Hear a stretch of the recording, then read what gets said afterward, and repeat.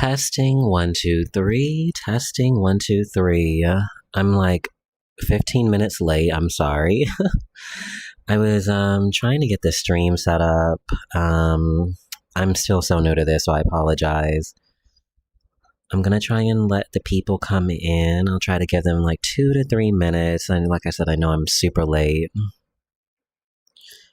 Okay. I hope everyone is doing well. Let me try to see if anyone's saying anything. Oh, just me. Okay, that's all right. Okay.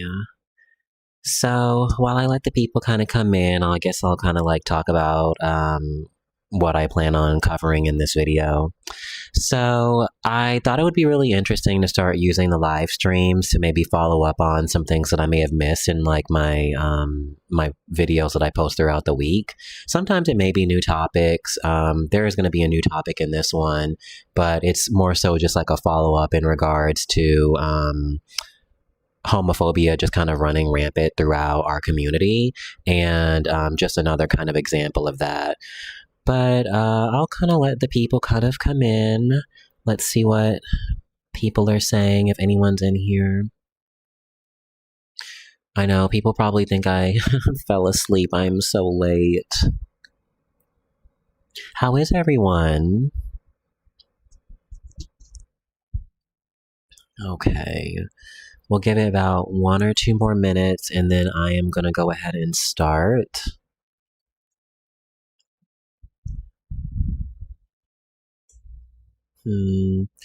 Okay. I'm going to go ahead and start because, like I said, I'm already super late, so I don't want to wait too long. So, a big part of why I'm kind of doing this follow-up video is because I remember when I was having my first video in regards to Jayla and her homophobic comments, there were so many people in the comment section essentially just kind of telling me that homophobia is not really common amongst Black men. They were saying that it was more so common amongst women. And in my mind, I thought that I was in the twilight zone, truthfully, because I think that homophobia is common amongst every gender and every demographic. So I thought it was really interesting to see this moment that happened on the timeline earlier this week kind of or populate. So I'm going to give you all a little bit of a sneak peek of why I'm talking about this in the first place. Lord, I'm literally all over the place. Where is it? I just had it. Okay. And then we lost our link. Hold for me 1 second. I cannot believe I lost that link. I literally had it ready for you all, and then I completely dropped the ball. I know where it's at though, so it's okay. All right. Are trying to figure out. I need to let people know on Twitter that we're going live, and then I promise we'll get started. I'm so sorry for being late. Or actually, what I'll do is I'm going to go ahead and play this clip while I tell people that we're going live, so we have an understanding of kind of like why we're here. So, when we're seen as having some more control or power over in a work environment, you know, people aren't going to abuse us as much. People aren't going to, supposedly, right? Okay, where are we advocating? You know what I'm saying? In the years of post-slavery PT. Okay. All right. I'm sorry. I'm literally a disaster and I've ruined the intro. So I'm going to give you all a little bit of context so we understand what's going on. So in this video, they're having a discussion in regards to being able to listen to Black women and just hear them out and, you know, understand them as people. And the conversation gets completely derailed because this person by the name of Clifton Powell, who's a very popular actor, decided that I guess he just didn't want to listen and he just wanted to derail the conversation. And I think it's indicative of how a lot of these conversations go within the Black community, more so in particular when a Black queer person or when a Black woman is present. Whenever they decide to say something, there's always some kind of outburst or there's some kind kind of issue. And he doesn't ever like necessarily explicitly say that there is an issue with this person being queer, but I will just say that the general response is kind of like was a problem to me as well, because that was the energy that it was giving was very homophobic, and a lot of people just kind of asking, why is a Black queer person here? Now, before I get started, let me look at these comments. Hi, Callie Pappy. Hey. Oh, you're at Walmart? Oh my gosh. No, you do not need to be listening while you're at Walmart. I promise the playback will be there. Hey, Kyle. How are you doing? I'm sorry that I was so horrible at my intro. I need to start practicing doing that. But let me go ahead and play this so you all can kind of understand why we're here. Than any of you Negroes is talking about. Yeah. And what I've learned, and I'm... Or is he just a placeholder until that right man comes? So sometimes it will be different. It just depends. Yeah. Because you got to be the person to say it. Yeah, I would say too. You got to go ahead. No, I want to see what you're going to say. No, I'll go ahead. And placeholder might not be the right thing. It might not be the right thing to say, but. You know, I was just talking about, I'm 70 years old. So I come from a whole nother era than any of you Negroes is talking about. Yeah. And what I've learned, and I'm not saying I'm right, I think everybody is right. Because there's so many levels to this. But most of this was laid on our parents' parents. Yeah. My father was born in 1915 and his parents were slaves. Well, his grandparents were slaves. So what I've learned is it's not your mother's fault, it's not your father's fault, it's not your fault. We were born into 450 years of post-slavery PTSD. I am 69, I'll be 70 in March. I've just learned how to love. Our parents didn't know how to love. Their parents didn't know how to love. And if I could say anybody maybe had an edge, it was the women. Let me speed this up. That's why I celebrate Black women. I live with a psychiatrist, forensics detective, gangster, loving Scorpio, Pisces, Cancer, who's just been patient with me to teach me how to love. But in closing on this, because I don't want to get too deep, I called my buddy, man. I said, I'm fucking up, bro, really bad. I'm fucking up. So I never been monogamous. So I don't fucking know what age did you become a monogamous? Today. No, but Today. And we don't talk about this. We don't talk about dopamine being in the pleasure center of the brain like we talked about oxytocin is the hormone. It's called the cuddle hormone. So a lot of times we're just talking in generalities. And that's why I think what you said about counseling, because a counselor is going to get inside of this from a real, not even white people perspective, just from a scientific perspective, unless science is not wrong and the brain is not I need him to get to it. So when I hurt my girl, which I've done over and over, and I commend her for even being with me, and I said it in my podcast, and I'm gonna say this and stop. I called one of my partners who's brilliant. He said, when you hurt somebody, where you leave them is where they stay. I promise we're almost done. Our grandparents, our uncles, the people that raised us, those men who treated the women outside the house nice, but then put the thumb on the grandmama and put the thumb on the girlfriend or whoever. They are all, it all comes from out of all of that. And I think that's what makes me excited that we're going to bring the women and the uncles and we need to bring them all in here. But go ahead. The one thing that I just want to talk about. Okay, here it is. Here's where we get started. Make sure I say it. Pop this part out. Okay. What Luke brought up was like accountability. Like, yes, we can talk about, what our families did to us, all this, all that. But eventually, and I know white people try and say this, and I really don't like that, but eventually comes a point where you have to decide, how do I want to live my life? I haven't talked to my daddy in 6 years. I don't give a fuck about what my family has gone through. I know where I will go. So it's like, you can only say that for so long. Black women are tired. And, kind of like putting onto them like, hey, like, you didn't do this entirely. Because everybody in here, some people have talked about like, going to counseling. Have that upon yourself. Stop waiting for a woman to tell you what you need to do. Take that upon yourself. Let me address that real quickly. For me, I didn't know fucking how to Can I say one more thing? No, I have to say this. Because another thing that happens is, too, you live your life for so long, and I'm not meaning no disrespect by this. It's all right, just say it, bro. But when you hit your 60s and your 70s, I want to be right. Okay, but I want to live my life right. I want someone to take care of me and protect me, and that's what a lot of women have issues with. I'm living it right the fuck now. As I said, 60s and 70s. Let me say this. Y'all overtalk me. I'm gonna fucking overtalk you. I'm good, but you're not gonna disrespect me. You don't know what the fuck you're Oh, talking I am. about. I do. You don't know what the fuck you're talking about. Oh, I do. I do. You don't know it, nigga. I do. Okay, all right. So we got to really unpack that. All right. So, okay, this is why I wanted to talk about this in the first place, because there was all this conversation around homophobia, and this moment, while it has nothing to do with this person's sexuality, ended up becoming the topic of discussion, which I feel like is indicative of how these conversations always go. And it makes me question, why do queer people continue to put themselves in these places in the first place. And it's a big part of why you don't really see me engage with a lot of cis hetero people. And it's not even necessarily anything about black or white. It's just really more so, again, like just something in regards to cis hetero people that you will never see me really engage with on average. And it's just kind of funny to me because I kind of want to unpack a few things, or I want to read some comments off to you all just so you can understand what I mean by this. So let's go ahead, because the funny part is I was, when I looked this up, I was just kind of doing this in passing, but I saw that they posted this, the same clip in Rap House TV, and the comments were also laced with homophobia, which I thought was really funny. So this person by the name of Mr. Make It Happen 1990 says he think he a black female. Huh? The guy, well, let's see. That's like arguing with a female. Well, I'm literally so confused. Okay, so he says, let's see. I need to read the ones that I have saved already. So this one says, it's a few things I can't stand. It's women lecturing men how to be men and gay niggas championing women because they themselves see themselves as women. Neither one knows what men go through or how they think. Get that wolf in sheep's clothing out of here. And it's like, you cannot be serious. Like, okay, so I'm reading all of this in order because it's a lot to process, and I apologize for not being as like clear. But from what I understand, the conversation was revolving around people taking initiative for their own behavior. You know, I understand that we do have barriers in regards to slavery, in regards to Jim Crow, in regards to white supremacy, but at some point, obviously, we have to start taking some level of initiative in these kinds of things.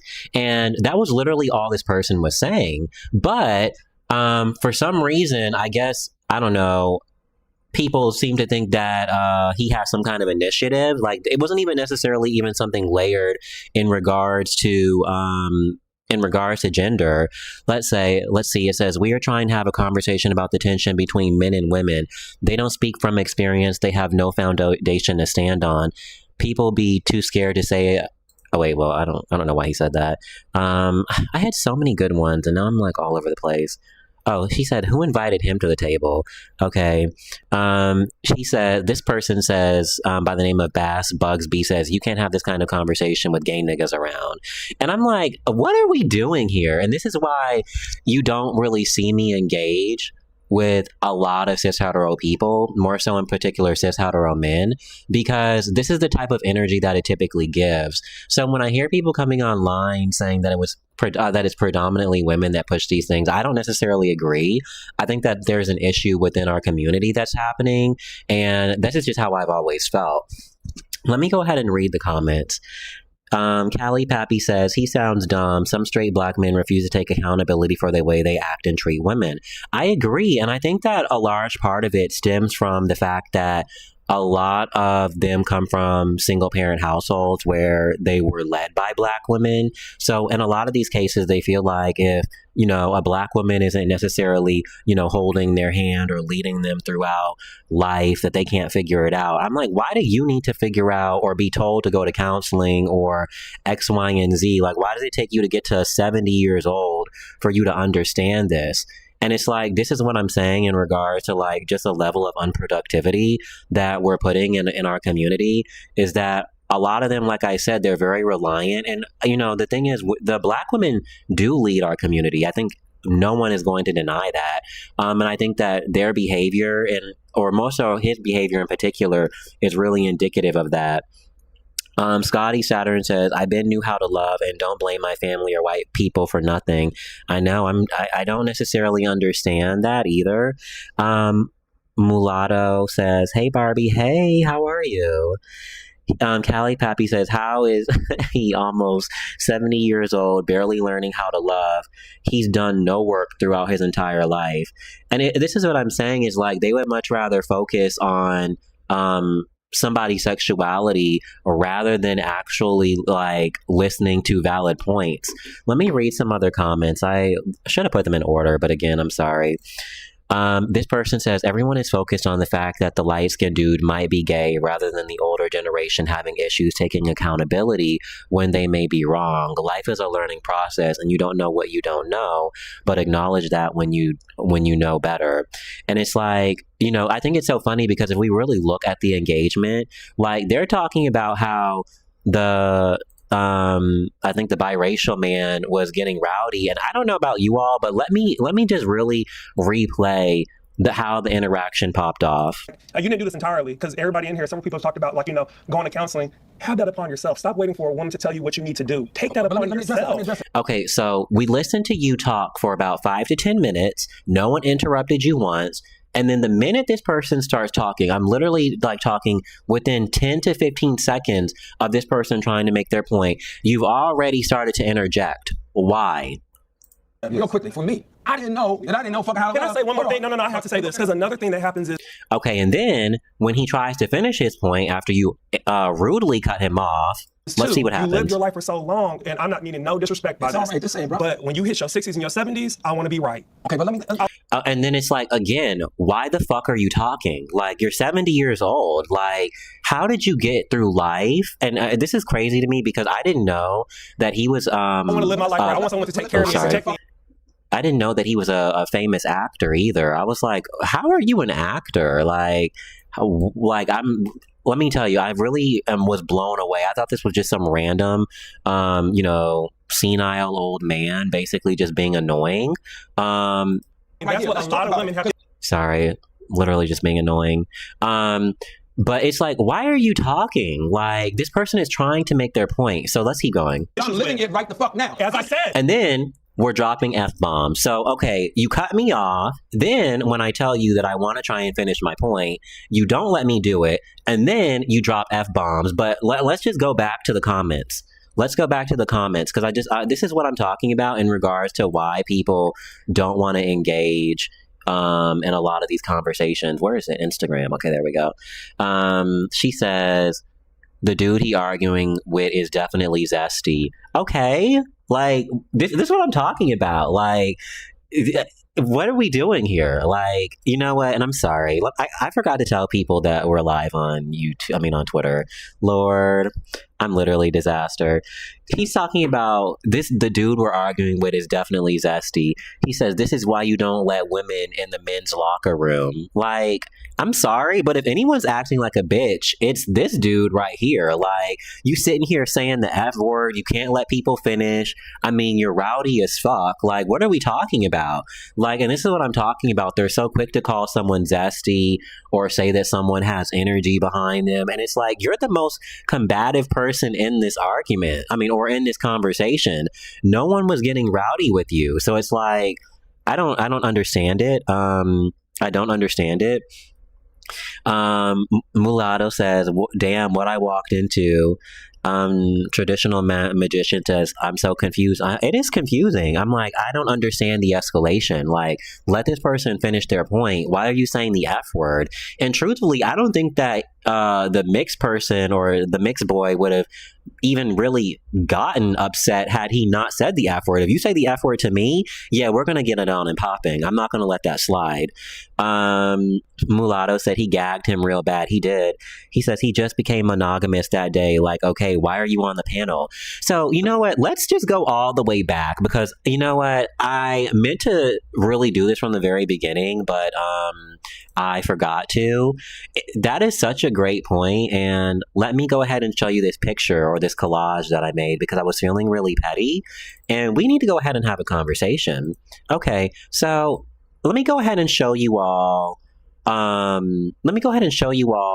Every single person, well, not every single person on this panel, but they, at the beginning of the video, they showed their Instagram handles, and I looked all of the ones that I could find up, and it's really funny to me because I just want to really show you all their partners. So this is a conversation. Let me go ahead and show you what the title of the conversation is again, in case we're confused. So this is a conversation. It says Black Men Trust Black Women Roundtable. So this is a conversation about loving, honoring, protecting Black women. So, you know, the funny part about it to me is none of these men are dating Black women. Well, there was one on here, and honestly, I forgot to put him in here. So there was one, but.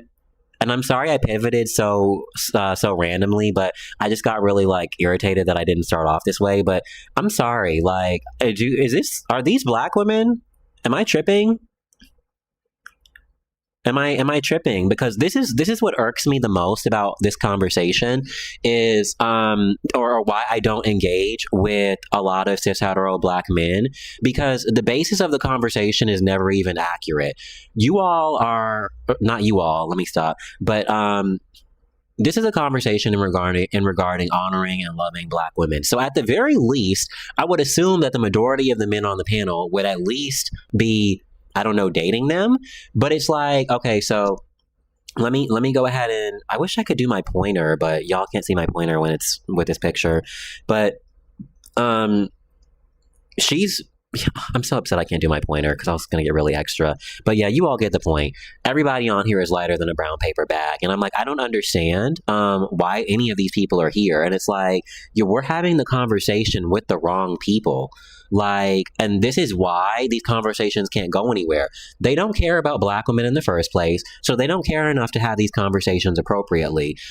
I'm going to play a little bit more, in like a minute or two, just so you can get like the general consensus of what the energy and the mood was like.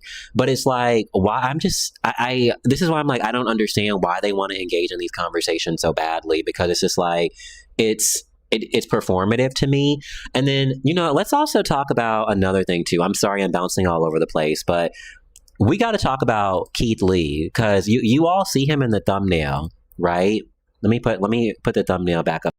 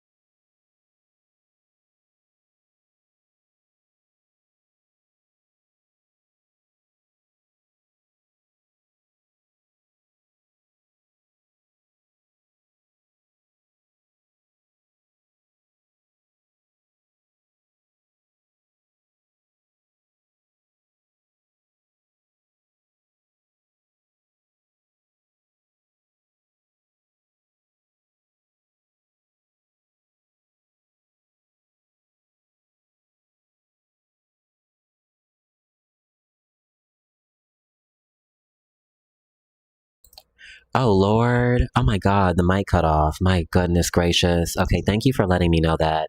That's embarrassing. Okay. So, now we got to start all over. Lord, that is so embarrassing. I just get frustrated though, because I'm like, these conversations are supposed to be centered around black people who date each other. And it's like, why do we continue to center them around people who don't see the value in other black people? It's like, you want to have all the glory and you want to soak up all the space, but it's like, you don't want to put in the commitment. You don't have, the dedication. It's for me, it's frustrating. And it's like, why are you here? Like, and I don't know if you all remember this, but I did a video on Keith Lee a few months ago, and it actually went viral. I got dragged from hell and back because, people didn't like the fact that I had a stance about him dating interracially. But, the thing is I don't feel like people who I don't feel like people who date interracially should be at the forefront of these conversations. I just don't think it makes any kind of sense. And, I just think that it sends a very wrong or I'm sorry, I'm literally trying to get this. I think that it sends a very bad message. Like, and it's so funny because when you ask Keith Lee, he'll tell you that this is a black woman. So this is why you're not going to see me engage with them on average. Like, I'm sure if I spoke to 90% of the men on the panel, they would all say that they're black women. And it's like, no, they're not black. They've never been black and they will never be black. And the thing is like, it's not even necessarily about like he frames it as if she is a biracial woman who, he frames it as if she's a biracial woman. And I don't know. And I need to I should have looked through the video again, but I'm fairly certain that I, found her parents, and this is not a biracial woman. Like, I can hold space for that conversation because I think that makes, complete sense. But well, no, actually, I'm gonna be honest with you. If you are gonna date someone biracial, they need to at least somewhat pass for black.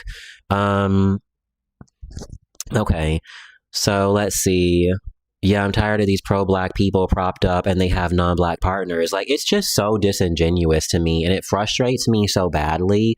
Like, that's a core part of why I think I ended up making this page in the first place, because it's like, I don't feel represented. Like, the majority of the reason why why a lot of these people show up in these conversations the way that they do is because they don't care about these topics.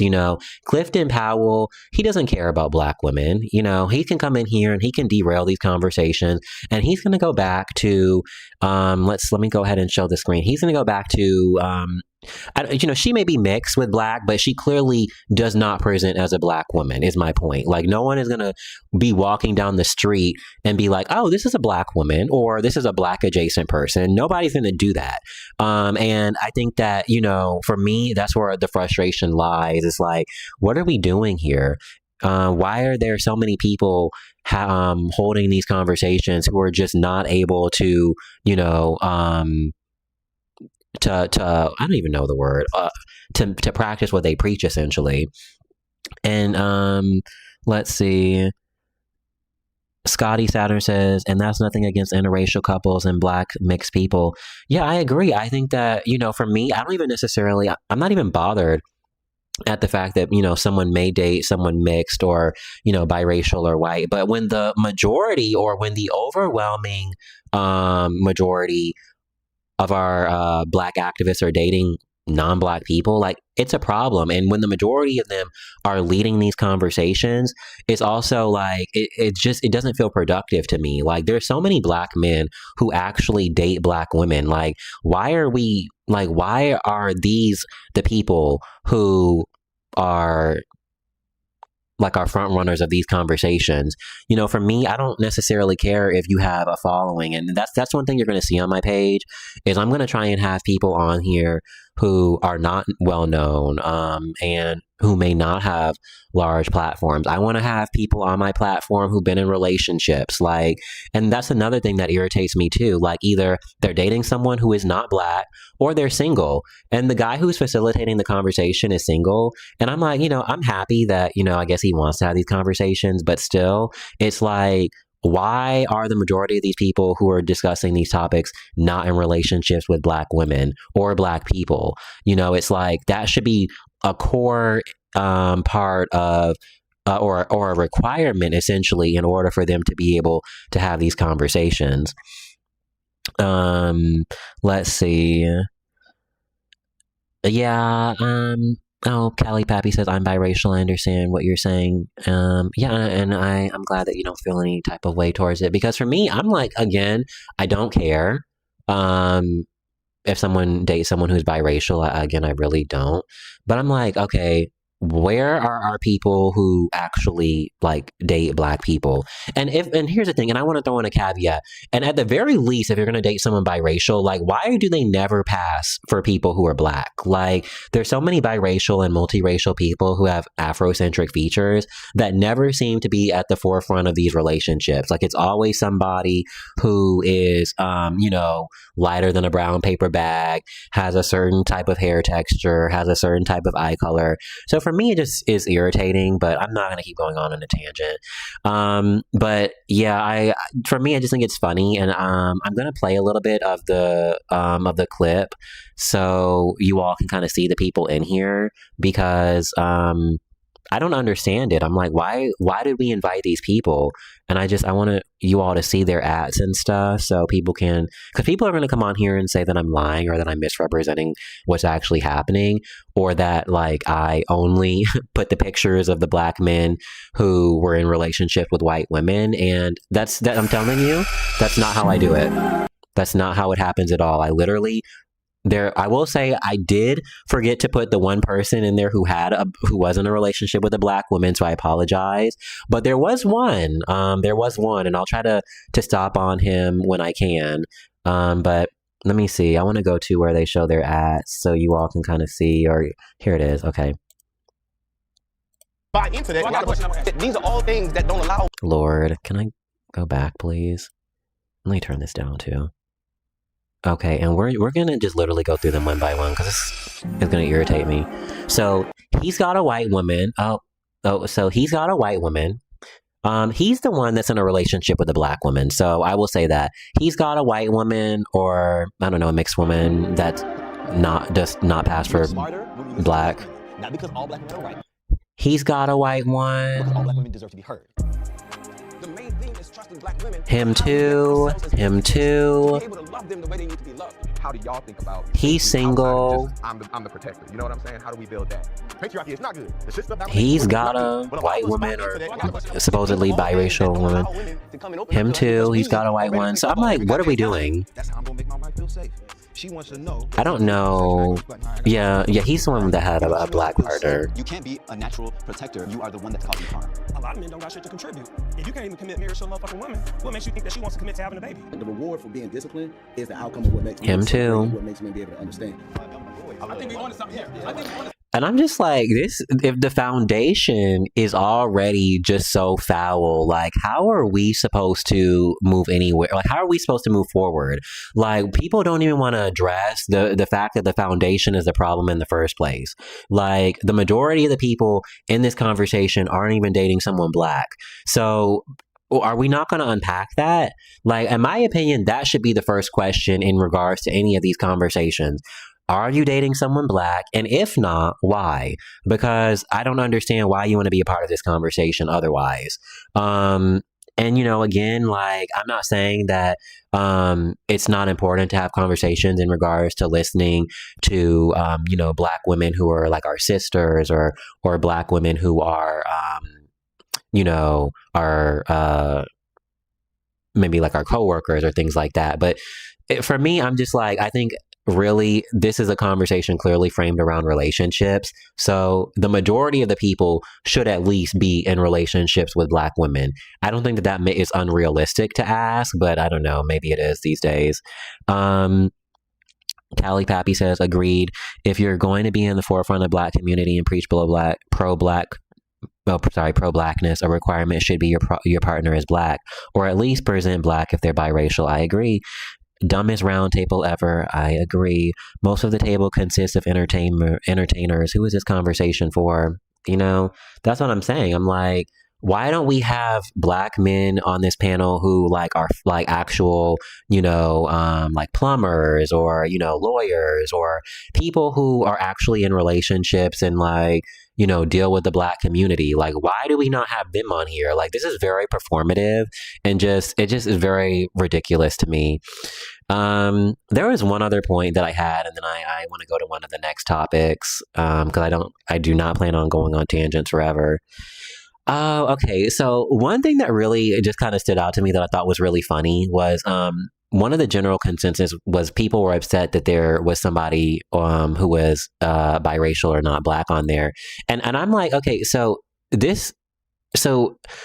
think there's so much irony in it, because literally every single person on this panel is dating, or not every single person, but the majority of the men on this panel are dating women who are biracial or multiracial. If anything, this person is astronomically, or has far more Afrocentric features than the women that I showed in the photo.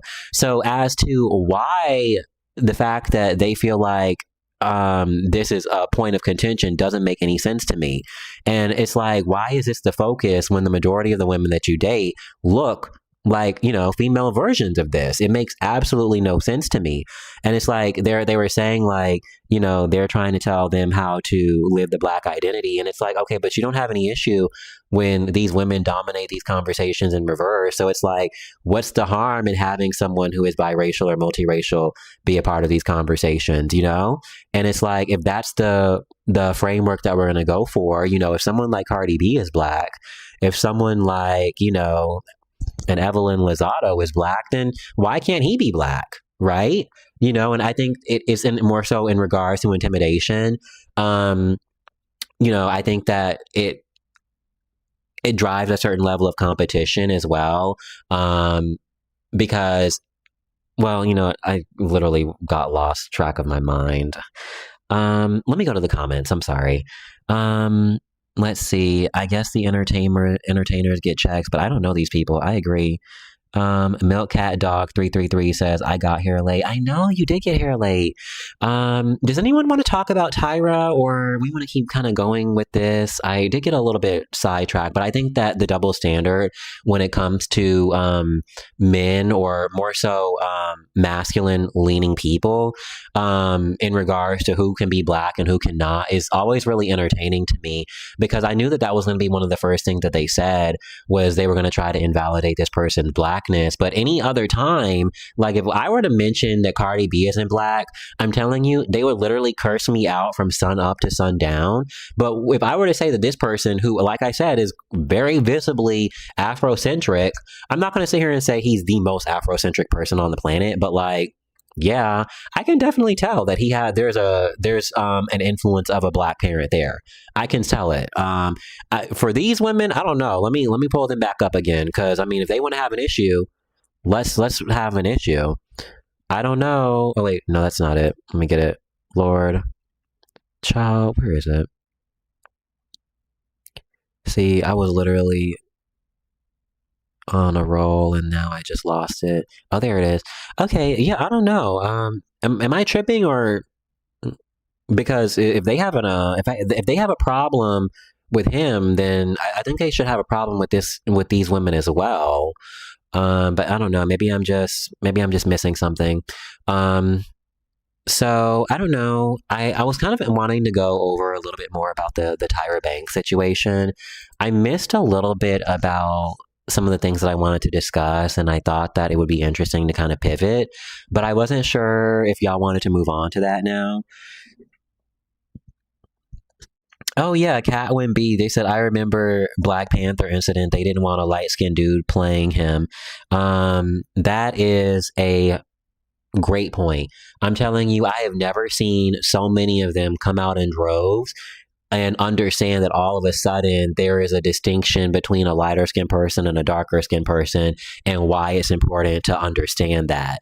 Like, any other time it's always, at least they're Black, or, they're like, that shit irks me so fucking bad. Like, it completely negates the concept of colorism, and I don't necessarily understand why people do it. Like the whole, well, they're Black. Well, yeah, but if we're gonna, talk about this in the context of colorism and anti-Blackness, that's very relevant to the conversation.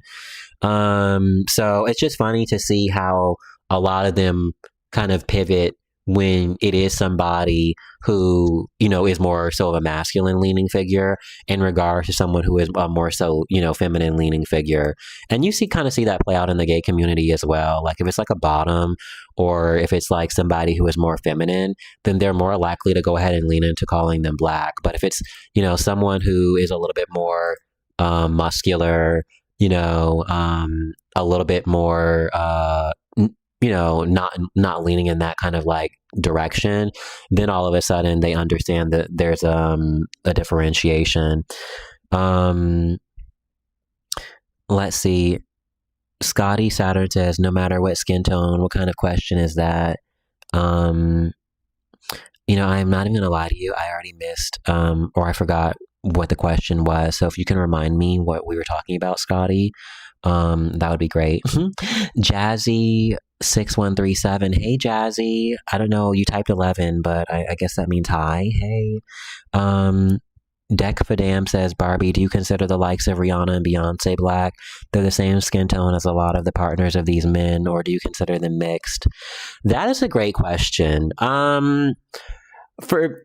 Naturally they are mixed. The majority of Black Americans are mixed. And even, like I said, even Tyra Banks, you can see in this photo, she has the racial composition of a darker skinned father and a lighter skinned mother. And that's the same racial composition that Beyonce has as well. So for me, I would say it's a little of a caveat. I would say yes, they are mixed, but I would still call them black. I wouldn't say that they are biracial either. Like, I would say that there's a significant portion of I don't know. It's the Beyonce and Rihanna situation is tricky because it's like, I don't know. I will say maybe I think if we're gonna have to be real about it, we would have to lean more so into mixed. There is a significant portion of non-Black DNA present, and there was something in there, like there was some cognitive dissonance happening there when I was answering your question, because I think I just ultimately wanted to say yes, but I don't think that if we were being technical, like I don't think that we could say that Beyonce is a fully Black person. I don't think that we would be able to say that because her mother is biracial, and genetics are they're very tricky. And even though, like, let's say 75% of her maybe is, of that, like, gene pool is Black, it doesn't negate the fact that there is a presence of a non-Black person in her bloodline. So it's literally just, I don't know. It's a disaster of an answer, and it's tricky. I don't know how to answer it properly. But I think in the context of like being a Black American, I probably would say yes, they're Black. But if I had to get technical, then I would just say, yeah, they're mixed. But I wouldn't lead with they're mixed, if that makes sense. It's a hard one. It's a very hard one. And I'm sorry, I literally was a disaster. What do you all think? Do we think that, Rihanna is, and Beyonce are Black, or would we lean towards them being mixed? Let's see. Oh, that wasn't for you. I was responding to Rihanna.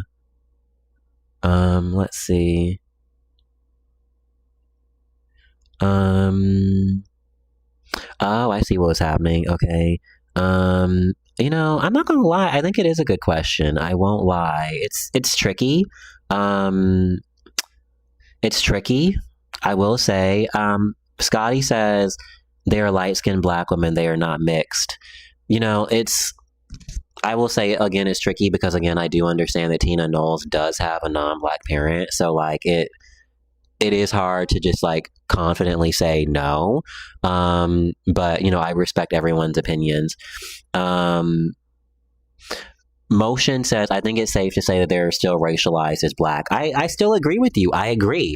I think that no one can deny that if you look at Beyonce, or if you look at Tyra Banks, or if you look at Rihanna, these are Black women. Like, regardless of if they're mixed or not, there is a significant enough portion of Afrocentric or Lord, I can't even speak, Afrocentric features present. Or Lord, I can't even speak. That is not the correct wording there. Lord, I'm all over the place, but you all get what I mean. Let's see. I think it's let's see. Yeah, I consider them Black myself. I do agree. Let's see. Some of us Black Americans know genealogy and know that light-skinned Black people exist without being mixed ever. That's definitely,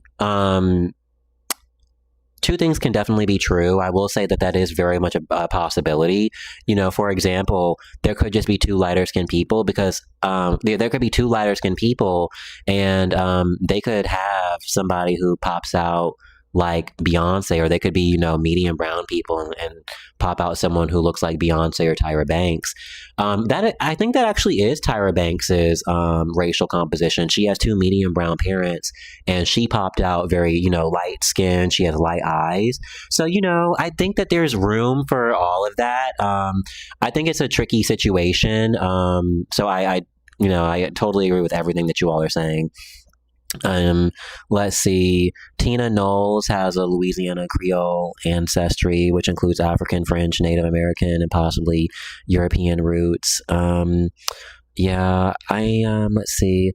Deck Fadam says, I thought Tina came from a long line of biracials. Question for the chat, looking at my profile pic, what race/ethnicity do I look? You know, I think that I may have responded in one of your comments prior, Callie Pappy, that I would assume that you are biracial right off the bat, but I would lean towards you're a biracial person who like passes for black. That's what I would say. Okay, so you know what, we're getting close to an hour, so we probably should pivot to Tyra Banks and the Sherri Shepard situation.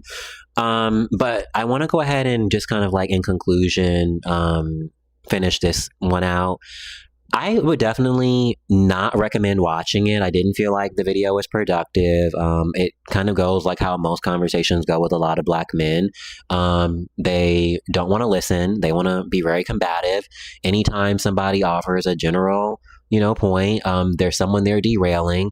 The men there aren't strong enough to shut down the person who's being annoying and obnoxious.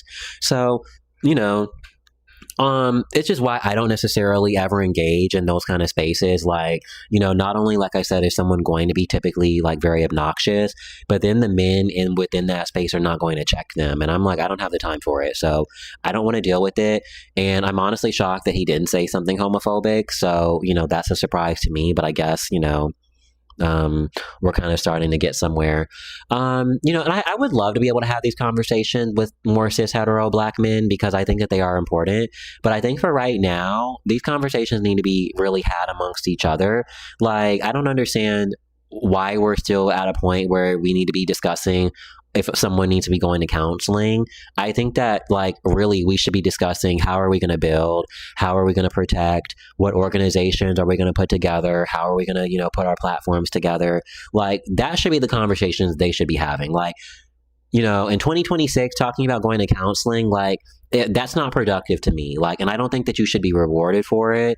And I think that at 70 years old, if that's your takeaway from life, like, I don't understand why he's there in the first place. Like, we need to start having 60, 70-year-olds who can come on here and really, really give us some wisdom and, you know, tell us the real hard-hitting things that we need to know. Like, as a 70-year-old, you don't need to be telling me about going to counseling. Like, I know that I should be going to counseling. Like, give me some real world information that I can unpack. Like, and, you know, obviously we didn't get to watch the entire thing, but the majority of the time he's very combative. He talks over people. He's very annoying. Let me just try to at least play one more clip, because I want to just really give you all an idea of just how obnoxious this man is, because it's just too much. And it's indicative of how these conversations go. It's like, we need to stop allowing anybody into these conversations. Just being black is not enough. Like, you need to be able to have the emotional regulation. You need to be able to have the discipline to date other people. Like, it's irritating to just see how many people we just keep letting into these conversations willy-nilly, you know, acting buck wild with no self-control. Because this could have been a very productive conversation, but ultimately, that's not how it goes. We are ready to play football every goddamn time. Oh, here it is. Now we got. So that's why we gotta have our space. A man has to have his space to himself. It's patriarchal. Can I ask a question to Right? you? Yeah. People are Wait one living second. in broken marriage is not working in this culture. 3 out of 5 marriages end in divorce. So people are living in fear inside of their own home. Yes. So the question I'm asking is for guys who are straight from the hood. Is it possible for those guys to sit in here with us and hear us? Yes. And Okay. I spent 2 years of my life locked up fighting 2 life sentences. It took a woman, and going back to what you were saying. One second. I had it saved. That don't allow women to come taking the steps. I got you. Okay. I think here it is. The main theme is trusting black women, but how do we get ourselves as men fixed to be able to love them the way they need to be Well, loved? that's the beauty of this conversation, because we won't get to that. That's the beauty of this exercise that has been created here, and that will continue on because it can't be figured out in this round table. But we Talking about part two. We are taking the steps. I got you. This is one. We are right now, currently, right now, everybody in this room, harmoniously trying to lay this one brick to create more foundation that we can build on, to be able to have a place of trust that black women feel like they can come into this space with us, that we will listen, and we will sit here and be gentle with ourselves, that we don't understand. That I don't understand what's being said. I think somebody's hearing me wrong, somebody's saying it wrong, somebody's talking over me, something's happening to me. These are all things that don't allow women to come and open up to us, because we are ready to play football every goddamn time. Definitely. Right now, we gotta. So that's why we gotta have our space to ourselves. A man has to have his space to himself. It's patriarchal. You know what? People are living. I'm sorry. I thought it was there, but it's not there. And I'm like, oh, here it is. I think this is it. Like, he just over talks the entire Out time. in the streets, what is it that you feel that you're fighting in order to like remain in a monogamous relationship? So for me personally, I don't put myself in a situation where I don't. You know what? I should have timestamped it. I'm so annoyed that I didn't. You know what? I'm sorry. I didn't timestamp it, and I don't want to waste you all's time because we have another topic to go into, but I highly suggest looking, well, you know, I'm not going to suggest looking at it. But what I will say is, take my word for it, the majority of the time he's talking over people, and it's just really irritating and frustrating. Like, we need elders in these conversations who are able to have these conversations with some level of emotional regulation. Like, this is not productive. Like, the really annoying part about it is you've got this 26-year-old over here who is wanting to have a real conversation about what's happening, and it's like this 70-year-old man is just like, I mean, annoying as fuck. And it's like, this is not the example that we should be putting towards having these conversations. Like, it's exhausting and it's draining. But you know what? I failed. I really should have had that clip ready, because there is like a few other points where he just really just started getting buck wild, and it was just obnoxious. So all right, let's go ahead and go on to the next clip, because we need to start closing this out. I want to ask you all, did any of you all get to watch the Tyra Banks video that I did, or how do you all feel about it? Do you all have an opinion, or what are you all thinking? I just kind of want to know, because I know that there's some people in here, and I just kind of want to base how much time I talk about this around it. Sherri ended up coming online the other day, and she was really frustrated with the way that people were kind of reacting to Tyra. And I want to kind of like play a clip and just kind of dissect why I thought her response was kind of problematic. Let's see. I'm going to go ahead and read some comments, and then we're going to switch or pivot into this next topic, because I do not want to be on here for more than an hour. Kylie Pappy says, my dad is black and my mom is Spaniard. I definitely identify as African American. Now, Kylie Pappy, you know Spaniard isn't a race. What race is she? Callie Pappy says, I'm definitely not going to watch it. I got a headache from the couple of clips he showed us. Yeah, it's exhausting. He's literally so draining to me in every single sense of the word. But it was just funny to see how homophobic people were getting. And it's like, you literally got this 70-year-old man who is like, I mean, literally being so catty, so argumentative. And I wanted to play that clip for you all just so you understood like what the energy was giving. But somehow, like, they're focused on the gay man being zesty and the gay man arguing with a female. And I'm like, what are we talking about here? Like, this is like, that's what like they do that kills me, is they're like the cattiest and most argumentative men on the planet, but it's like they want to sit here and try to talk about gay men being zesty, and I'm like, well, you should look in the mirror, babes. Let's see, Moten said, I watched it. I already thought Tyra was an egomaniac narcissist, so it was all on script for me. You know, I agree. I think most people who were around that time kind of like knew what Tyra was about. I think for me, the most shocking part about the documentary was just the level of deception. Like, there was one moment in particular that just was kind of shocking to me, where there was the moment where where the sexual assault happened on camera and no one on production and crew said anything. And, you know, Tyra, when she was asked about it, she was like, well, you know, I don't really have much to do with production, and, well, you know, I can't really talk about that. And I'm like, girl, like, what are we doing?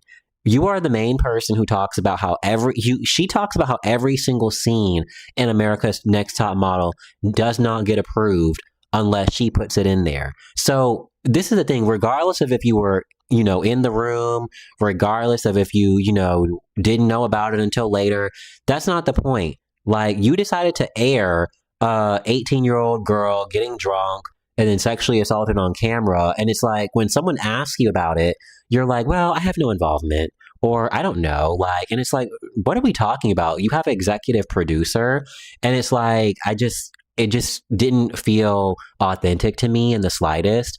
And I mean, there were so many other moments where she kind of did stuff like that, and it just was like, oh, sorry. Let me keep going back to why I thought she was deceptive. So she first and foremost says that she didn't really understand or has nothing to do with it or can't really talk about it. So no, you can talk about it because you knew what was going on and you aired it anyways. But then the part that really killed me is it's so funny to me because right after it happens and they film this girl getting sexually assaulted, Tyra comes in and has like this little lunch with them all. And, you thinking that she's being friendly and it's like a girl's moment and she's just, trying to give them wisdom as like a big sister. And then she starts talking about cheating and how it's wrong to cheat and basically you immediately understand in the documentary, like when you have the context, that Tyra was informed that this girl did something on camera and they wanted to try and spin it into like a cheating kind of moment. And it's like, no, this girl was not cheating. She was assaulted on camera. And then like, you want to come on here and like bait her into having this conversation. And it was like, it just felt really dark. And it was like, it felt like an ambush almost. And I was like, what is happening? Like, and just the way they spun it and framed it was just really sinister to me. Because I'm like, Tyra, you know damn well that girl did not cheat. So as to why you coming up in here trying to act friendly and smiling in her face, I was like, this is dark. This is so sinister to me. So let me play this clip because I've just been talking so much and we're getting close to it being an hour. Such a hard one. I understand why people are mad. I do understand. But I also say you have to understand the time that this all happened was in 2003. Reality TV was a wild, wild west back then. Every show was trying to outdo each other to stay on the air. We had people that were eating rats on Survivor. We had people getting in a vat of spiders on Fear Factor. Simon Cowell was telling people they sucked to their faces. I cannot forget that Tyra that was a young black woman trying to make it in the reality TV game.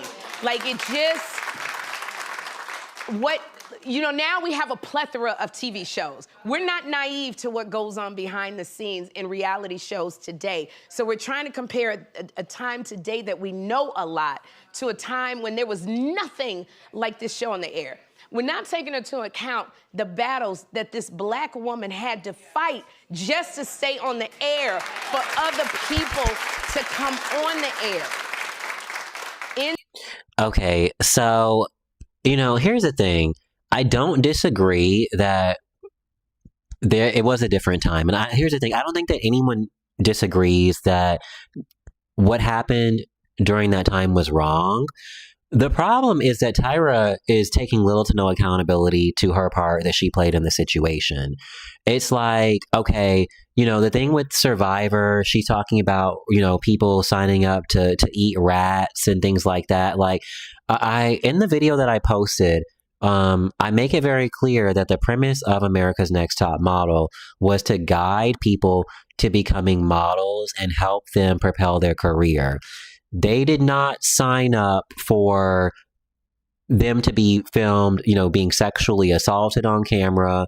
They didn't, get filmed to be ambushed in certain situations. Like, that's not what they signed up for, and it's different because I think that it's a dishonest. I think that honestly, this is just a very intellectually dishonest take. Like, there's a difference between Survivor and America's Next Top Model. Like, this is a show based around mentorship, whereas these shows are based around competition.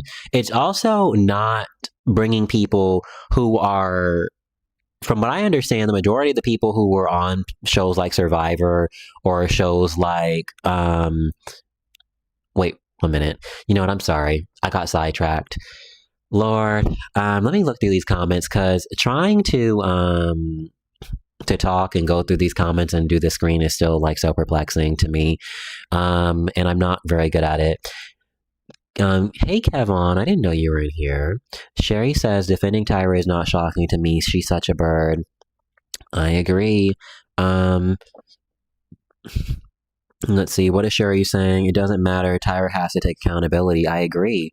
It's like, the thing is like, you know, I understand what she's saying. Like, I understand that there were going to be some hard decisions that Tyra had to make, but them posting, you know, this 18-year-old girl being fat, or them posting someone being sexually assaulted, or even, for example, there was one moment that just like it just did not sit well with me. Like, there is a situation in the documentary where they talk about how one of the contestants by the name of Ebony was supposed to get her makeover, and she, you know, she was a Black woman and she was supposed to get her hair cut, and none of the women in there knew how to cut her hair. And there was a scene where they were basically just playing in this woman's hair. They were like, you know, laughing, like touching it, like basically experimenting with her hair. And it just was very racist to me. Like, I'm sorry. Like, I don't know how anyone else can interpret it other than like very racist. And the thing is like, we understand that these situations happen, but why did you feel the need to post? Like, why did we feel the need to air it? Like, that's when we start crossing certain territories. Like, you know, no one blames Tyra for that happening, but it's like, you know, when we air certain things on TV, it's like, you know, what is this doing? Like, and maybe, here's the thing, maybe I'll play devil's advocate. Maybe she just wanted to showcase, what it's like to be a Black person in, like, you know, the modeling industry, them not having her equipment ready and stuff like that. But the whole point for me, again, in America's Next Top Model was to bring change and make awareness and, like, you know, actually showcase that these things can be done. So it's like, you know, why not just like, it doesn't make any kind of sense to me. Like, they literally was playing in this Black woman's hair, and then when she confronts them about playing in her hair and that they weren't ready, I mean, they call her angry, aggressive, and it's like, okay, so you set this woman up to basically be humiliated on camera, and then when she has an attitude about it, it's like, you know, we want to play into these stereotypes and say that, like, she's just bitter. And it's just little things like that, like, that I can't defend. And I mean, the crazy part to me is, even within that documentary, Tyra didn't even acknowledge that. Like, every single time something horrible happened, like, we never got to hear Tyra's perspective about what she thought. Like, if she did talk about it, it was like oh, you know, I wish I knew what I know now. Well, that's not what we asked. We want to know, why did you air this 18-year-old girl's, you know, insecurities, and why did you fat shame her, you know, for 5 to 6 episodes straight? Like, you know, what about that is productive? Like, how is that changing the fashion industry? So for me, that just made no sense, and I don't understand Sherri's point. It's not like it's not like Tyra was really just like some innocent person. Like, she was very deceptive in regards to what the show was going to be, and she was also deceptive in regards to the way that the girls were going to be edited. Like, you know, these people are thinking they're going on and they're going to just, you know, only be edited in regards to, like, maybe doing like the competitions and stuff like that. But you got them, you know, here basically, oh, wait 1 second. She's basically airing out, like, you know, them eating granola bars and being overweight, and it's just weird to me. So I don't know. I think it's not intellectually honest. Let's see. Motion says, I do wonder if she got a legal counsel that advised her against accepting blame for such an incident. I do think she got advised that, but, you know, Tyra in general has always been like that. Like, let's just really kind of go back to when she was asked about the Janice Dickinson thing, because she's always just been very defensive. Let's see. I just had it. Tyra verse. Lord, I need to be more prepared, but it was literally like the first thing that came to my mind. Tyra Banks. Because I want to find that. There is this one part where someone asked her, why does she feel like her co-stars had a falling out with her? And rather than just answering the question, like, she just literally, she went out of her way not to answer it. Lord, I cannot find it. I'm literally a disaster. I'm a horrible streamer. I'm sorry, you guys. Oh, there it is. Okay. Oh, wait, no, it's not. That's not it. Oh, there it is. I'm sorry. It took me 8 years. Website you love. Yeah, and it's like, I think that Tyra's always been this way, is where she struggles taking accountability for anything that she plays, or any part that she plays in a situation. Let me go ahead and play this. A publicist busts in the middle of an interview. I love this because of how wonderfully awkward it is. Let's have fun. Both Paula Porvikova and Janice Dickinson, and they about you. Let's not go there. Well, I am going there. I am going to ask that question. Paulina Porvikova says that you lack respect for the co-judges. Janice Dickinson said that you were righteous. I mean, why do you think both of them had such negative things to say about your experience? I don't know. Why do you think? Wasn't there. She doesn't want to go there. Why do you think? I don't know. Jealous? Is that what you're saying? I'm asking you. You said it. I didn't say that word. You said it. I love her smile, her condescending smile. No. What do you think? You said it. Is that what you think? I'm asking. You said it. I didn't say it. It's absurd. She's not going to go there. I think she just did. No, you said it. I didn't say anything. You said it. Is that what you think? I interview people, Cynthia. So I'm saying you said that. Why did you say that? Because I think every time women don't get along is the first thing people think. And sometimes it's true and sometimes it's not true. And I think that that's Okay, so this is indicative of how she is. So she is not going to acknowledge her part in any situation. And you don't really get to see situations like this happen often, because most of the time, like, she is in a power of, authority, or she's able to kind of leverage something from people kind of wanting to do that. But I think that this is typically Tyra's reaction whenever she has to like play or have to acknowledge any kind of negative part in, any part that she played in a situation.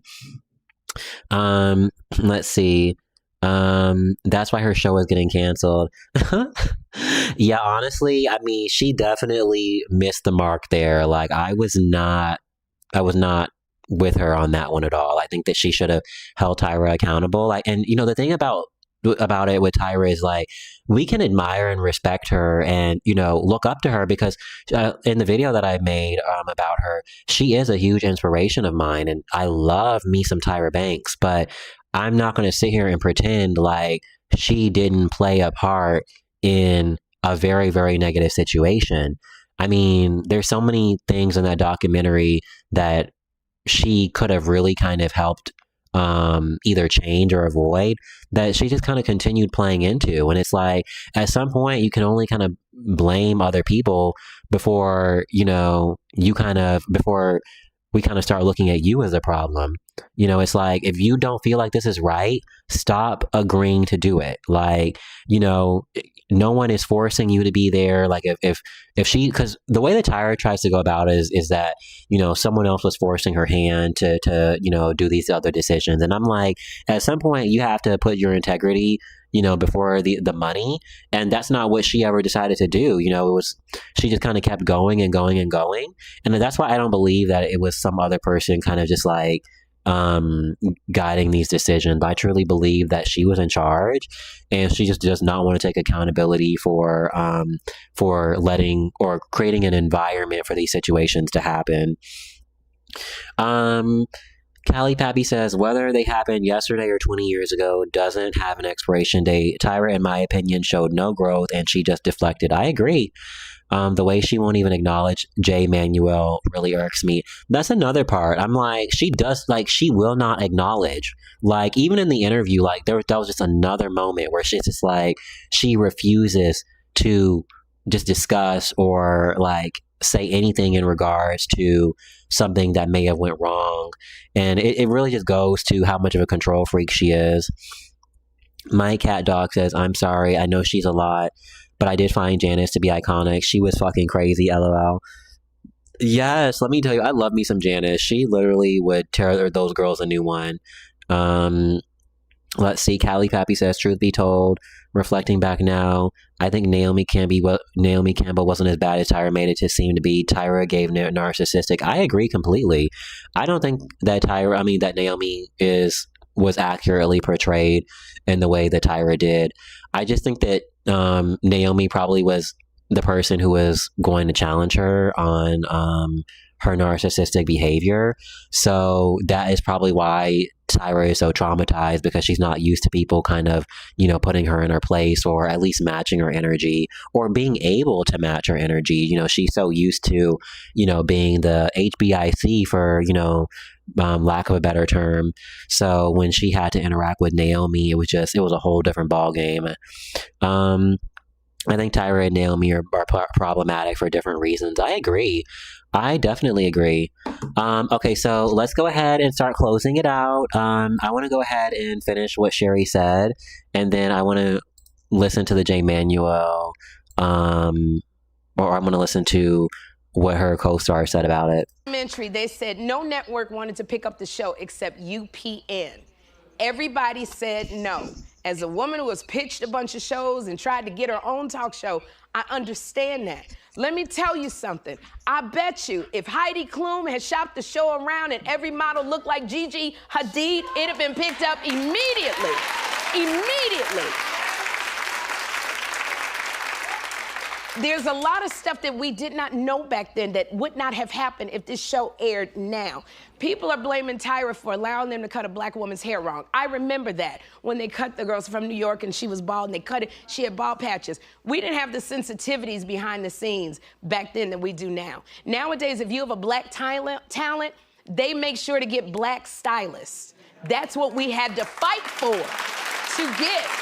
And I'm gonna tell you, I say this because I remember a time, see now you see a lot of black women in shows. They used to call me the black girl who did all the white TV shows. That's the title I used to have, because you didn't see many black women running around on sitcoms. And I booked a lot of those jobs. But there was a time I did a show and the white stylist, they thought my hair was too oily. It wasn't a wig. We didn't wear wigs back then. So it was my hair. And he thought it was too oily. He didn't know what to do. He poured a whole tub of baby powder on my hair to absorb the oil, and then took the curling iron to curl it. Now here I was, a young black girl. I wanted the job. So I didn't have the power to go, stop. I do now. I got the power to fire people if they mess up my hair. I didn't back then. So I had to take it as my hair was frying. They didn't know what to do because my hair started. Okay, I feel like she's missing the point. Like, the whole purpose of why Tyra made the show in the first place is to avoid situations like this happening, or to try and bring awareness to how to go about dealing with people who may be different. So when you have a situation play out where someone is not being adequately taken care of and they don't have anybody there who can deal with them or help them, it again kind of just defeats the purpose of the show in the first place.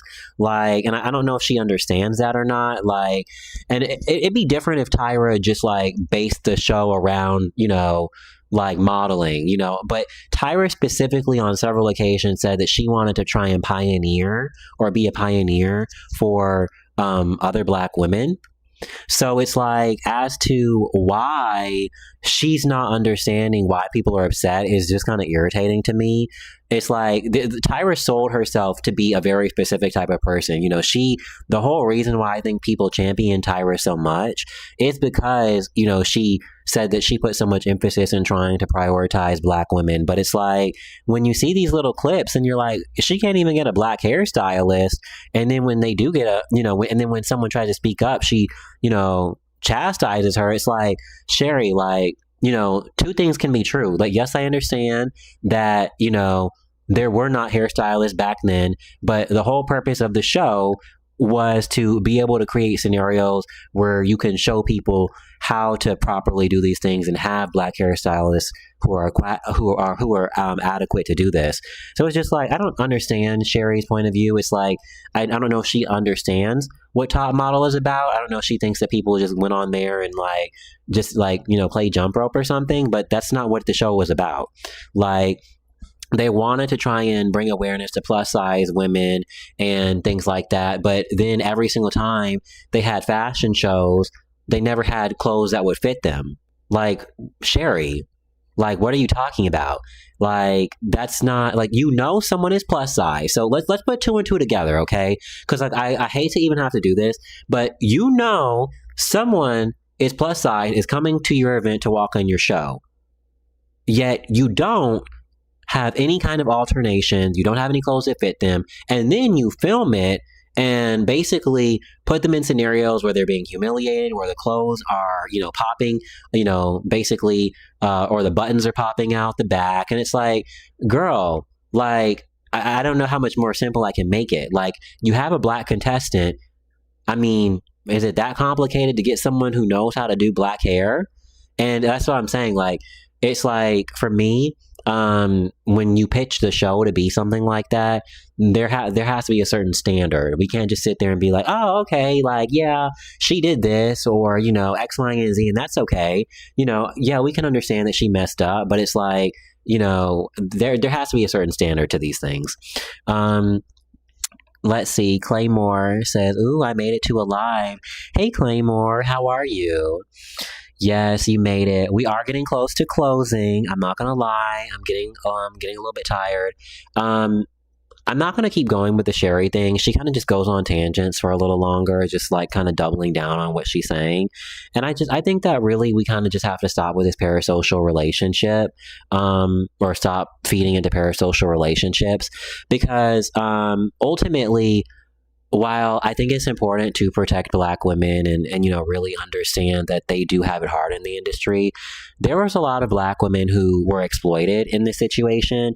And I think that putting Tyra's emotions and well-being before theirs, who did not profit and have not capitalized for the last 20 to 24 years off of their misery, it's just, for me, it's very tone deaf.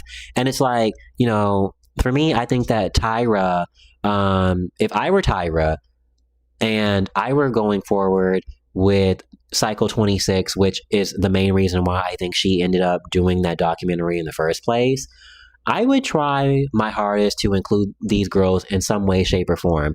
Give them jobs, give them exposure, you know, do something, some behind the scenes stuff, like, you know, just apologizing and coming on a documentary and not saying anything is not going to cut it. And, you know, I'm going to definitely be on the lookout to see what she does, because it's still not sitting right with me. I don't like the way that she went about this situation. I think that it's just very irresponsible, the way that she's used her platform. And, you know, it's really funny because I promise I'm almost done. I have like maybe 2 or 3 more points, but this documentary is a great example as to why I don't accept when people say that age gaps are not relevant to these conversations. Even when it comes to a workplace environment, you can see how drastically these dynamics kind of become. Like, Tyra is somebody who has had years of experience and time to build her platform to be able to interact and I'm sorry, I'm literally all over the place. I was going through these comments.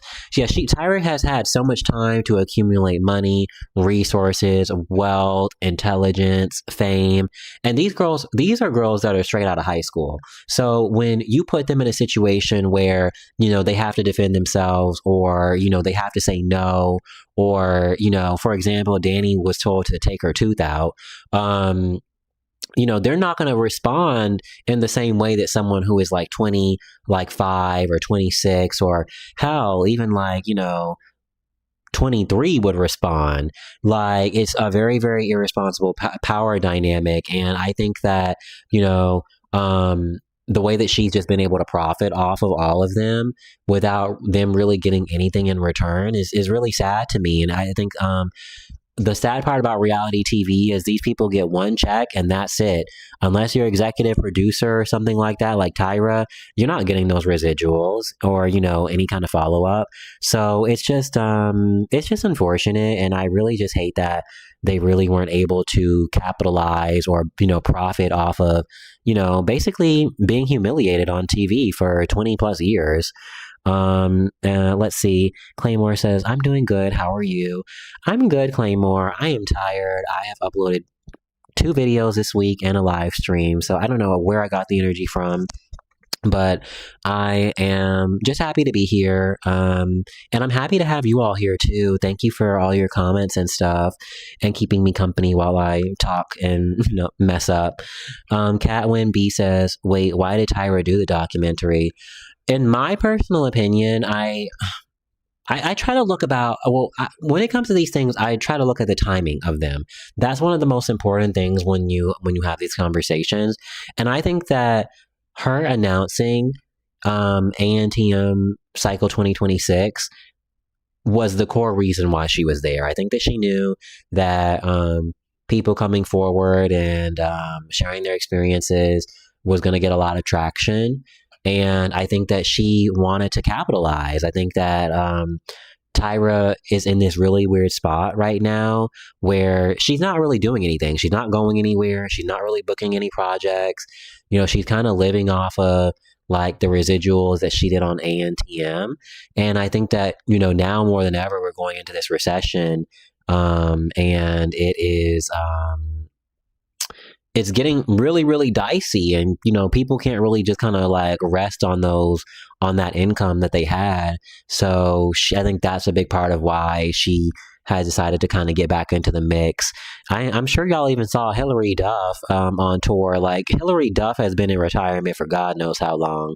So the fact she on tour doing, you know, some little Lizzie McGuire stuff is like, or Hilary Duff stuff, it speaks volumes to where this country is headed. Cycle 26. Yes, you're right. Cycle 26.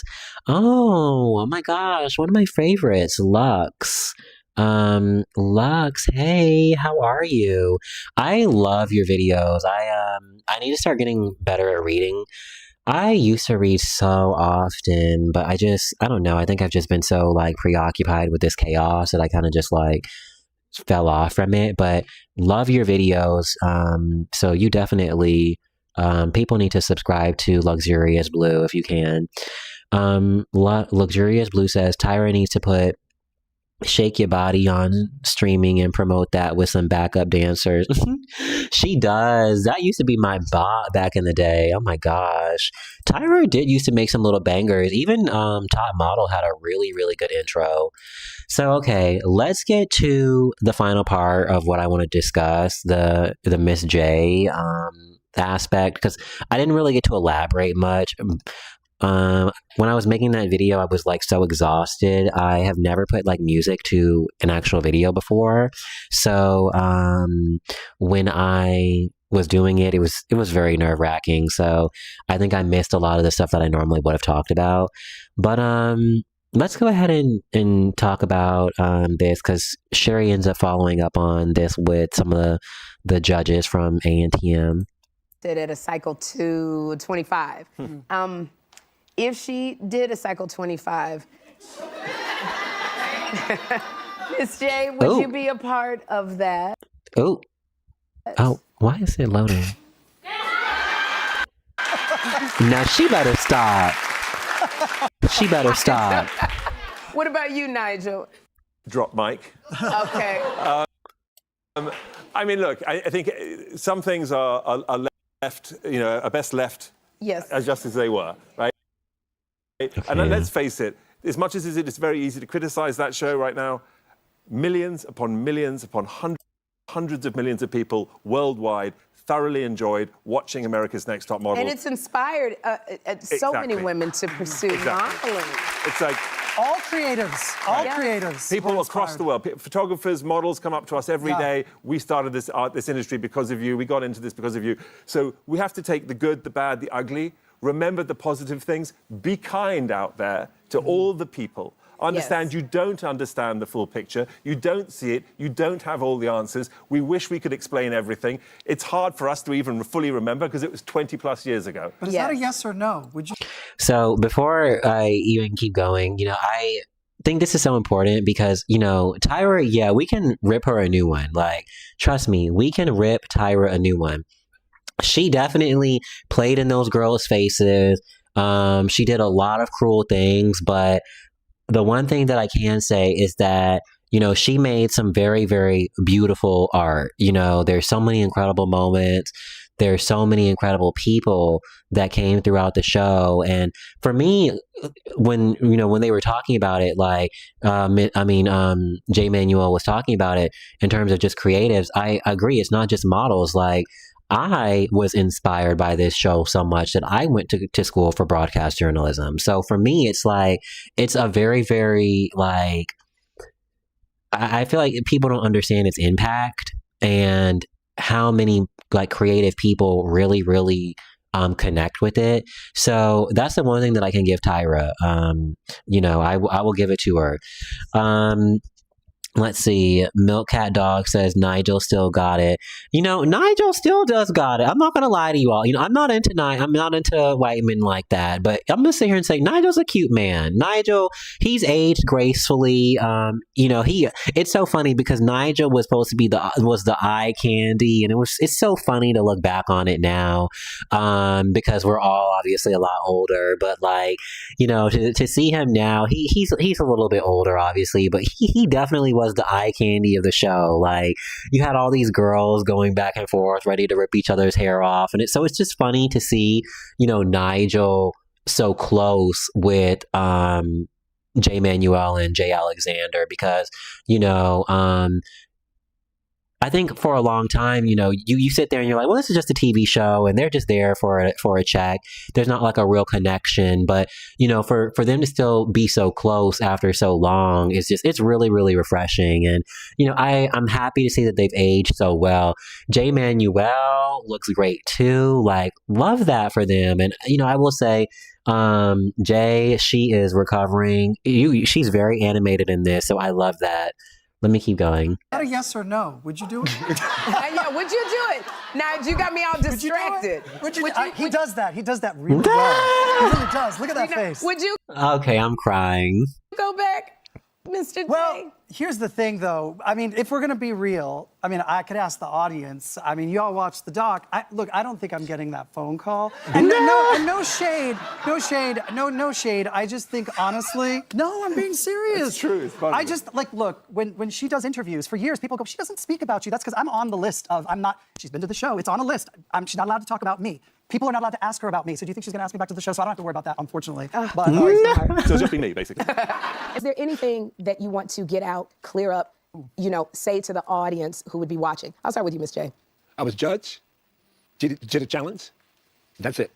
Okay. Girl, no, you did not. At the production meetings? No, not at the production meetings. Mr. J? For me, I thought about this for a long time because I was a producer on the show as well as on-air talent up to Cycle 8. After Cycle 8, I wasn't producing. But up to that point, really, I recognized that it was my responsibility to make sure that the set the girls were on was a safe environment.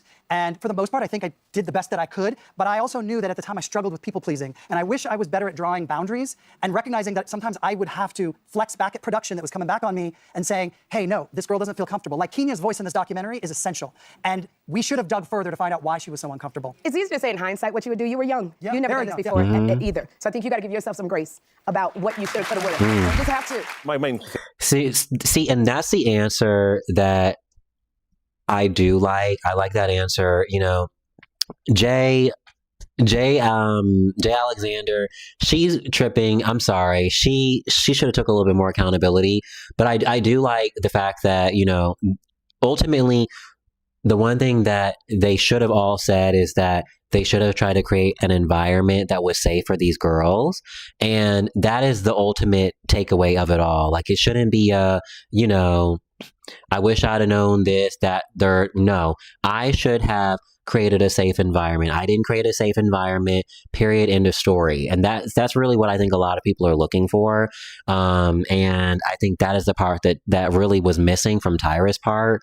Jay, she didn't take that accountability, but I did like Jay Manuel's response.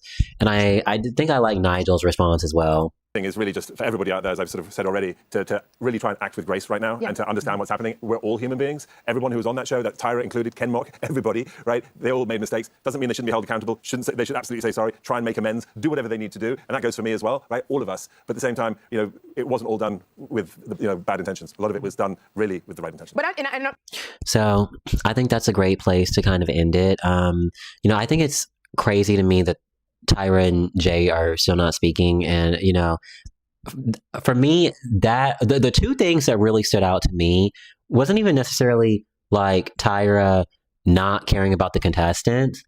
It's the fact that she has she does not care about her co-host at all. And that's where I'm like, all right, now that's the scary part.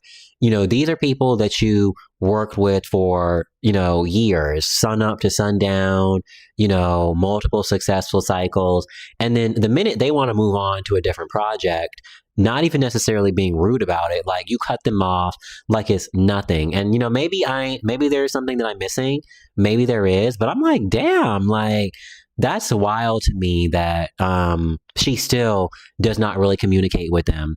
I will say, though, one thing I want to say, Dec Fadam did correct me. It's cycle 25. The one thing that I hope for in cycle 25 is that maybe some of the girls come back. Or if they don't come back, maybe they can work on production, or they can work as judges, or they can, do things where they can be seen again. Because I just think that it's not right for Tyra to just kind of try and move on nothing has happened. Because kind of we're talking about it now, these conversations are still just as relevant, and these, episodes are still being consumed on a day-to-day basis. So it's the idea that it's just over with is just kind of just delusional to me. And I think that she still has a chance to really, do right by these girls. But based off of the way that Tyra was acting in that interview, I don't necessarily see it happening. I don't. But I'm interested. What do you all think? What do you think is, do you think cycle 25 will be any different, or, how are we feeling? Oh, Julian, hi. You are so late. We're about to close. We have been here for about an hour and 30 minutes. I was supposed to get off at the hour mark, but when I go live, I just start rambling. So, is everything okay? Yes, Julian, you have missed literally all of it.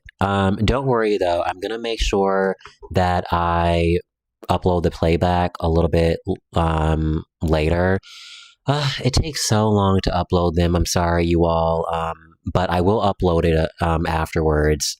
I'm sure you may be able to just go back as well. Let's see. Motion says, I don't think reality TV can be trusted for anything ethical. I agree at this point. I don't know. I don't know how ethical we can really make reality TV. And at the very least, there needs to be people on set who are able to support these girls when they're having real issues, and be able to assist them, communicate. At the very least, there has to be some kind of channel. You can't be having people on here saying this male model is rubbing up against them, and no one comes forward and says anything. Because I remember that one time where they were saying that the male model Bertini was trying to let them know that he was rubbing up against her, and all the judges were looking at her like, girl, why are you talking? And there should have been someone there like on production or something that can really make these people feel more comfortable and intervene when situations like that happen. But, you know, I'm interested to see how Cycle 25 goes, you know. I wouldn't be shocked if Tyra goes ahead and terrorizes these girls again. She probably is on a power trip and ready to terrorize them. So, you know, it wouldn't come to any surprise to me. Milkcat Dog 333 says, I won't be watching the new season. I agree. I more than likely will not be watching the new season based off of the way that she's been acting. Like, I was open to it at first. You know, I was, if she came on there and was like, you know what, I should have did X, Y, and Z, or really like tried to engage with what was happening, like I would have taken it seriously. But even with the Tyra versus Tiffany situation, she's sitting here like, I love that girl so much. No, you didn't. You told her to go sleep on a mattress with her baby. Like, that doesn't come from a place of love. Like, it doesn't. You were upset that, you know, she was like, deuces, I'm not going to keep letting you, you know, treat me like a puppet. And then you decided to crash the fuck out on her. So yeah, that just was irritating to see her just be so performative and fake. If she would have came on there and was like, you know what, I was a control freak. I was upset about the way, things were going, and I wanted her to win, and, you know, it was more so about me. That would have made me happier. But she was like, well, it was, you know, all this, you know, this other bullshit. And I'm like, girl, stop. No. As somebody who is a control freak, I can tell you that is exactly what happened. I have worked my way out of that kind of behavior, but when things don't go my way, or when things didn't used to go my way, like, let me tell you, I would just crash out. And that's the way Tyra is, you know. She likes everything to go a certain type of way, and when it doesn't, I mean, she just doesn't know how to react. So I definitely see that's being the reason why she was so hateful towards Tiffany. I don't think that it was really coming from a place of sincerity. So let's see. Will you be discussing Kyle Hoffman says, will you be discussing the DL Whisperer getting arrested for stalking, harassment, and threats to T.S. Madison and others? That's actually a great topic. I've seen it pop up on the timeline. And, you know, honestly, I need something else to work on. I need to do this Black History Month video soon. So that's a good topic. I'm kind of thinking about it. I'm not sure, though. It's a good one for sure. Julian says, yeah, the live stream take almost half a day. It is so ugly. I hate it. Y'all also need to subscribe to Julian as well. Julian, Steve, I love their videos. They do such a great job. I love the way that you edit your videos in the beginning. Like, you put a lot of time into putting the clips and things like that. I'm very lazy. Like, I am like, I'll put 2-3 clips in there and then I just call it a day. But you really, really just put so much time and effort into your video. So I really, really love watching them and learning from them. Deckfadam says, I will be seated for that. Yes. Well, I will definitely take a look into it. If you all are interested, I will definitely take a look, because I have nothing else going on this week or next week. Luxurious Blue says, what's Tyra's sign? Does it align with her known behavior? She's a Sagittarius, so I don't think that it aligns with her behavior. I'm a Virgo, so I think it more so aligns with mine. But yeah, maybe Sagittariuses are a little bit, you know, control freaks. I don't know, but she definitely has it in her. So, alrighty, you know what we're gonna do is I am going to go ahead and close this out, but I'm honored that so many of y'all would come in here and chit chat with me. I'm really, really trying to work towards having people come on and talk.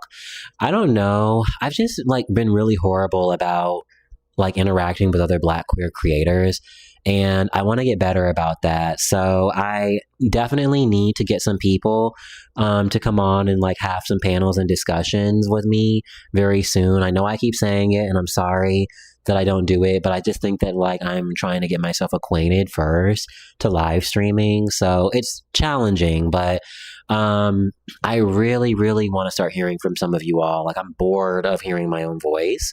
So definitely be on the lookout for that. But you know what? I hope you all have a fabulous rest of your Saturday. And if you enjoyed, like, subscribe, and comment, and I will be happy to see you in the next one.